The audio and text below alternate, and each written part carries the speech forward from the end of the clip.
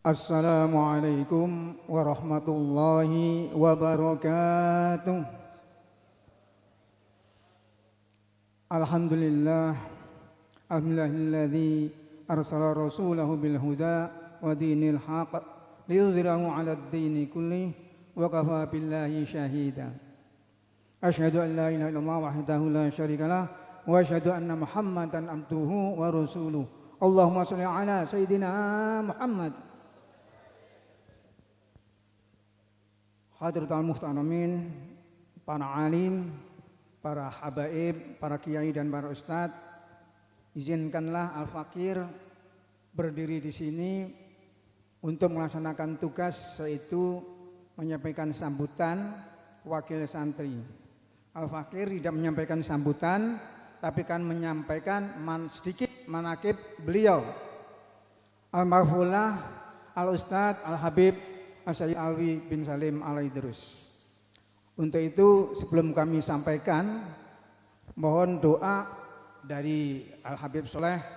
Tolong doakan ana tidak grogi dan tidak keringetan. Terus terang ini berdiri di sini ini, masya Allah. Di situ para habaib kudu apa ini ya. Tapi karena ini tugas ya terpaksa kami sampaikan. Masyaallah hadirin, tadi saya sampaikan tidak menyampaikan sambutan tapi manaqib beliau. Ini yang banyak dilupakan oleh para santri beliau. Sebagaimana kita ketahui bahwa beliau Al-Habib Alwi Al-Idrus bukan hanya seorang guru, tapi betul-betul guru yang bisa digugu dan ditiru. Kenapa? Karena banyak guru yang tidak bisa diguru, tidak bisa ditiru. Guru sakar PDW. Tapi beliau adalah guru yang betul-betul bisa digugu dan ditiru. Ini anak buat kerpean cegak lali, sedikit saja. Tidak lama, menyampaikan manaqib beliau memerlukan waktu yang panjang. Tidak cukup 1-2 jam, apalagi hanya 15 menit. Tadi kami sampaikan bahwa beliau adalah seorang guru. Di samping itu beliau adalah seorang yang memiliki sifat sangat-sangat sabar dan sangat-sangat istiqomah dan sangat-sangat perhatian terhadap santrinya. Dan bagi kami santrinya, beliau tidak cukup hanya seorang guru, tapi beliau adalah seorang waliullah yang karomahnya disembunyikan dan ditunjukkan, tidak ditunjukkan pada kita sekalian. Nanti satu persatu akan saya uraikan bahwa tentang kesabaran dan lainnya sebagainya. Beliau seorang guru yang sangat-sangat sabar. Di mana sabarnya? Beliau itu kalau mengajar tidak pernah menolak pertanyaan dari santrinya. Pertanyaan yang nyeleneh, yang keluar dari topik pembahasan, itu pun beliau jawab dengan tersenyum. Nun sewu, mohon maaf.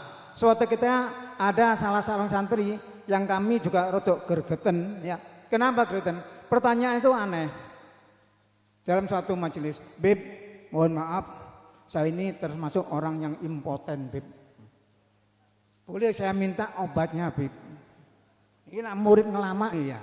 Ngaji kok takkan obat impoten. Tapi beliau seorang yang sabar. Beliau katakan, jangan repot-repot. Ambil saja sate kambing mentah, campur madu, emplok nuis. Insya Allah impoten waras. Nun sewu ya. Ini betul-betul saya dengarkan sendiri itu. Dan kami rodok gergetin kepada teman itu. Kok wani-wani ini takon. Tapi dengan kesabaran beliau menjawabnya dengan tegas. Antara lain juga kesabaran beliau. Waktu itu kami dapat tugas belajar di Bandung selama 3 tahun. Di sana juga ngurusi masjid. Ada pertanyaan yang disampaikan kami tidak bisa menjawab. Kami kirim surat kepada beliau, mohon petunjuk. 1 hari kirim, 2 hari jawaban datang. Itulah sabarnya beliau. Murid yang jauh pun dilayani.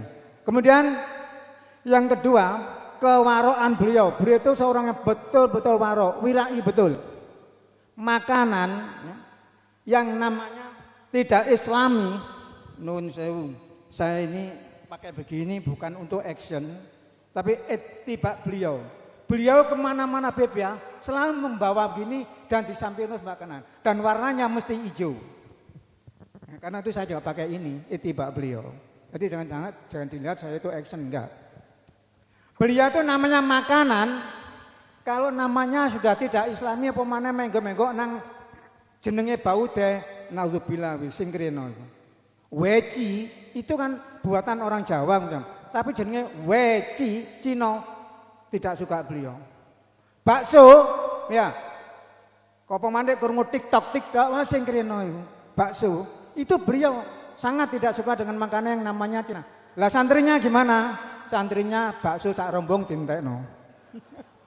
Santrinya itu Beb ya. Bakso sak rombong dintekno. Kemudian ada lagi macam-macam nama makanan, bakwan, bakso, bakmi, pokoknya ada bak itu wis gak doyan. Ya mudah-mudahan santrinya sekarang ini bisa mengikuti beliau ya. Bab sekarang ini ya kita lihat bakso itu kadang-kadang ada yang promosi, gak apa-apa iki halal, sing gawe jamaah dhewe, wonge gaene melok majelis zikir, mesti halale. Durung mesti, ndelok gilinge nang pasar, sing duwe gilingan onet. Ya. Di situ digiling babi, digiling sapi, digiling wedhus sembarang. Nah, kalau bisa wis gak usah nangkem bakso ya. Nun sewu mohon maaf pada penjual bakso, saya tidak anti bakso ya, tapi ini menyampaikan apa yang karakter daripada guru kita. Pokoknya makanan yang bernama berbau Cina jangan dijedeki. Itu karakter beliau. Kemudian beliau juga seorang yang sangat istiqomah. Alhamdulillah Al-Fakir mulai menimba ilmu pada beliau itu tahun 1965 pasca G30S PKI. Tapi saya bukan PKI loh ya. Setelah selesainya G30S, saya mulai belajar pada beliau masih remaja, mendekati dewasa akan ngawin. Itu saya mulai belajar. Mula-mula belajar di depan, di ruang tamu yang hanya kurang lebih 10 orang itu. Kemudian karena bertambah masuk. Majelis taklim di beliau itu ada yang umum, ada yang khusus. Yang umum itu hari Ahad dan hari Kamis, khusus untuk saudara-saudara dari Bumi. Tapi yang khusus itu Rabu, Kamis dan Sabtu. Kami belajar mulai batal asar itu Riyadhus Sholihin, kemudian habis maghrib membaca sholawat Simtu Duror, habis isya Kifatul Akhyar sampai jam 9. Itu selama pengajian khusus 3 hari. Alhamdulillah itu yang kami ikuti dan sekarang ini hasilnya sudah kami rasakan. Masyarul hadirin, istiqomah beliau. Kami sering mengikuti beliau untuk mengajar di tempat-tempat tadi malam disinggung oleh Habib Asadullah.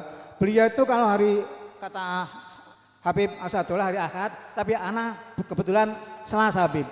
Selasa jam 1:30 siang anak dipanggil, Ahmadi ikut saya. Naik apa? Naik bemo. Pada waktu itu bemo kendaraan sudah representatif, sudah jos bemo waktu itu. Kalau sekarang ini Alphard mungkin ya. Saya nggak tahu Alphard ya Al-Fatihah. Waktu itu naik bemo, bemonya Pak Jubri ya. Berangkat ke Lawang jam 1:30, sampai di Lawang asar, sholat asar, terus beliau memberikan pengajian. Habis asar selesai, maghrib pulang. Tidak pulang ke Malang, mampir ke Singosari, mengajar di Masjid Singosari. Di Masjid Singosari setelah pengajian tidak pulang, tapi ke Sawu Jajar, masjid di situ. Akhirnya sampai jam 10 atau setengah 10 gitu baru selesai. Terus baru pulang. Bayangkan, 1:30 berangkat dari rumah, setengah 10 baru pulang. Berapa? 2, 3, 4, 5, 6, 7, 8, 9, 10. 8 jam beliau tuh di jalan. Kalau kita gimana kira-kira? Wis balik-balik ngeluh iboyo ae. Balik-balik ngulet ae. 8 jam. Itu beliau lakukan setiap hari Selasa. Kami mengikuti beliau. Kemudian yang sangat terkesan dalam diri kami, hari Jumat kami diajak mengikuti beliau mengajar ke kota Kepanjen. Pulang dari Kepanjen kira-kira jam 9, itu terus di pertigaan Kasin, beliau Jawil. Yang mengikuti beliau adalah saya sendiri, kemudian saudara Mahmud hadir di sini Mahmud. Saudara Mahmud, terus almarhum saudara siapa itu? Jeragan Camba itu. Ada itu. 3 orang ini yang mengikuti beliau. Pulang dari Panjen di perempatan 3 Kasin, belok kanan. Padahal kalau mau ke Tanjung itu kan lurus, belok kanan. Kita belok kanan. Akhirnya sampai di Empong Arab, sampai di tokonya siapa? Sate gulai yang terkenal Mang Kadir. Bukan sekarang. Hasan ya. Berhenti di situ. Apa kata beliau? Beliau mengambil uang, turun, kamu makan. Saya yang baru kali ikut atau itu bingung loh, ya apa sih Habib ini? Muridnya diberi uang, disuruh makan, beliau sendiri di atas mobil nunggu. Ketika akan makan saya tanya sama teman, ya apa sih? Apa? Lah ya Habib nunggu di mobil, kita ini anak makan di sini. Wis menengo ae, wis kut panganan wis iku. Mau makan bingung saya, mikir Habib nunggu di mobil. Jadi beliau itu seorang guru memberi contoh yang baik, muridnya suruh makan, beliau nunggu di mobil. Padahal saya melihat sekarang ini ada perguruan yang tidak begitu. Perguruan yang kalau kiainya akan pergi, panggil muridnya. Dul, meni aku nang panjenengan siapnya mobilmu ya. Rinio jam 3:30. Itu kiai yang saya lihat di perguruan lain. Jadi mobilnya punyanya santrinya, ya, bensinnya juga punya santrinya. Sudah pergi. Pulang dari pengajian, ya menggok ke warung. Tapi saya menggok ya ini dewe. Serek enterana gini ya, aku tak mangan. Berarti kebalikan dari beliau. Kalau beliau yang nunggu, santrinya diberi uang suruh makan. Kalau yang ini enggak. Jadi yang ini kiainya gak bondo apa-apa. Mas santrinya sing bondo mobil, bondo bensin, bondo segalanya. Tinggal ngenteni mangan ya Allah. Nauzubillahi min dzalik. Jangan ada ya. Jangan ada ya santrinya yang begitu ya. Kita contoh beliau ya. Jadi kita kalau ngajak santri ya santri ini kayak gitu. Nah, itulah salah satu dari sekian banyak kewaroan beliau yang kita perhatikan. Kemudian saya katakan tadi bahwa beliau itu tidak sekedar ustadz, tapi beliau itu seorang wali ya. Gimana kewaliannya? Ini. Kalau kita kenal Sunan Kalijogo, itu dulu nakal dan betik ya. Nakal dan betik. Nakal itu terjemahkan sendiri ya. Betik. Sunan Kalijogo akhirnya diubah sedemikian rupa oleh Sunan siapa? Lari ya. Sunan Bonang ya.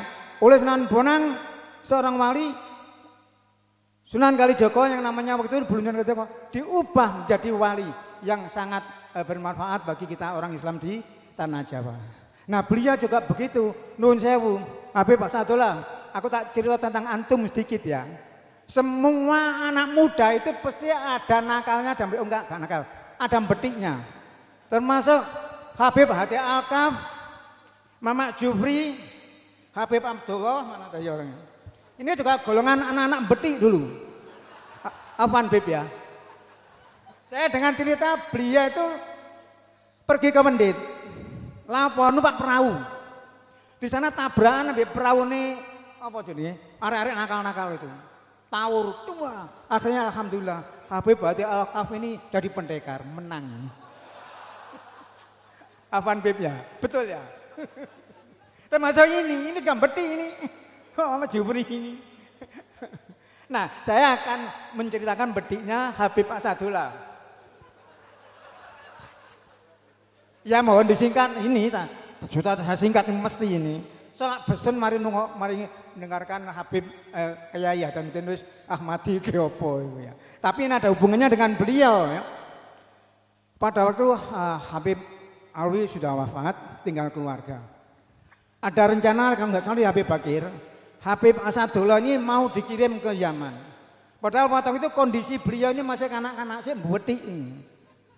Betiknya gimana? Tajak coro Arab gak gelem. Kamu kok tajak coro apa gelem itu gak apa-apa pamati gak iso coro Arab pokok doyan mangan ini beliau itu begitu. Apaan Bib ya? Bukan hanya itu, kadang-kadang beliau ini keluar bawa mobil, bawa sepeda motor. Sebentar lagi polisi telepon kepada Habib. Bib, Asadullah tangkap polisi. Numpak motor, sepeda motor gak nggawa SIM, gak nggawa surat. Akhirnya yang dipanggil Ustadz Mukson menyelesaikan. Itulah betiknya beliau waktu itu. Dan bahasa Arabnya juga saya katakan belum seberapa, Bib ya. Tapi terus dikirim ke Yaman. Yang waktu itu saya ditugasi untuk mengantar beliau ke dokter. Untuk periksa dokter Bib ya. Afwan ya. Gak apa-apa iki gitu. Di puskesmas saya daftar. Ada apa Pak? Saya Pak. Minta surat keterangan sehat Mbak petugasnya. Oh iya, ada apa? Mau belajar ke luar negeri. Oh ya, tunggu. Namanya siapa? Asadullah. Padahal saya yang ngomong. Sebentar lagi dipanggil petugas. Asadullah masuk.